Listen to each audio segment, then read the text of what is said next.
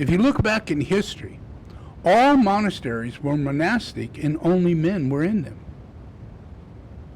Because the women would do the opposite. And they couldn't pass the test.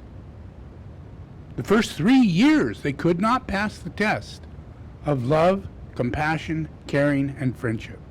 Couldn't do it. They'd become jealous, they'd become envious, they'd start lying, they'd deceive, they would steal. It was overwhelming. And there wasn't anything we could do about it. We just had to say, no, we cannot allow you in.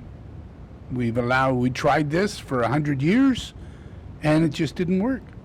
And the first person to allow a woman to become a nun was Gautama Buddha.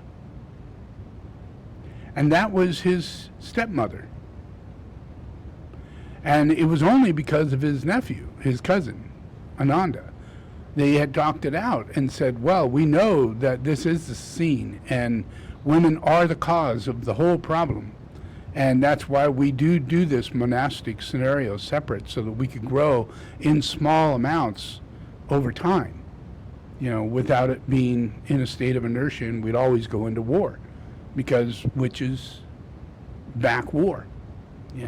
So our process was to do everything we could to heal the nations and raise up morality around us and protect the culture of humanity, by building monasteries and bringing the men in and the children in and allowing them to go through alternative choices in their life and learning and education.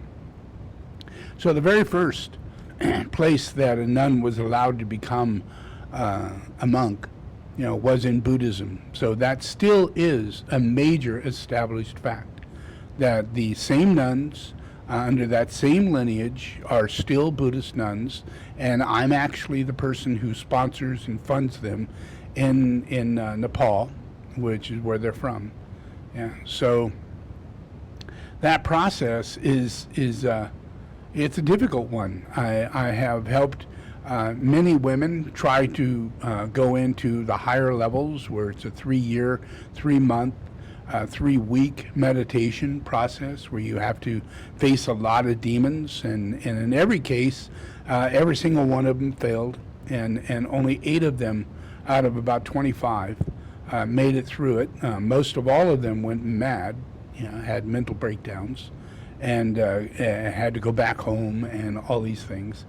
But out of it, we did get 4 or 5 that made it through that initiation, a 3-year, 3-month meditation and ceremony, and so that they would be able to learn the pujas and ceremonies that I did as Padmasambhava.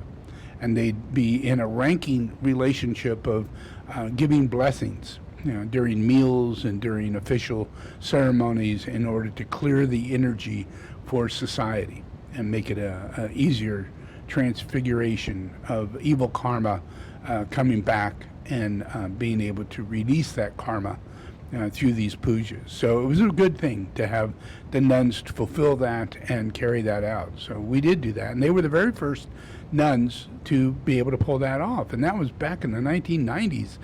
And it's been going on for over 2,000 years. So the very first process was in the 1990s, and we still do fund them and their process.